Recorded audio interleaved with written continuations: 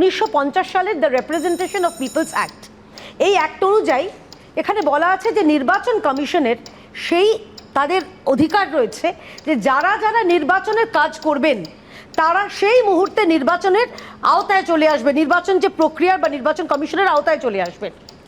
এইখানে একটা খুব ইন্টারেস্টিং বিষয় হচ্ছে, মমতা বন্দ্যোপাধ্যায় বলছেন আমি কাউকে এটা করতে দেবো না। বিএলওকে তিনি গতকালও এই 2-1 দিন আগে হুমকি দিয়েছিলেন।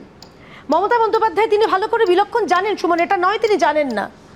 আমি আপনার এই ঘণ্টাখানেক সঙ্গে সুমন অনুষ্ঠানের মাধ্যমে আমি যারা বিএলওরা দেখছে এই অনুষ্ঠানে আমি বলতে চাই, দেখুন এই চাকরিটা কিন্তু আপনারা মমতা বন্দ্যোপাধ্যায়ের যোগ্যতায় পাননি।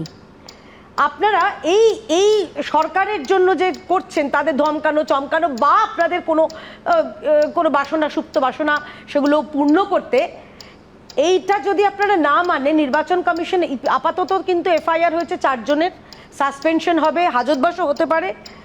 হাজতবাস হলে সরকারি চাকুরের ক্ষেত্রে তার চাকরি নিয়ে টানাটানি হবে, আপনার ভবিষ্যৎ, আপনার পেনশন, আপনার পরিবার, লোকলজ্জা সব কিছু আছে। বিএলওদের এইটাই সংকট যে একদিকে বিরোধী দলনেতা বলছেন জেলে যেতে হবে আর মুখ্যমন্ত্রী বলছেন যে বিএলওদের একেবারে নজরে রাখতে হবে। যেটা বিরোধী দলনেতা বলেছেন উনি তো নিয়ম, এই যা নিয়মটাই রয়েছেন, আমি তো নিয়মের বাইরে কোনো কথা বলছি না, এইটা রয়েছে।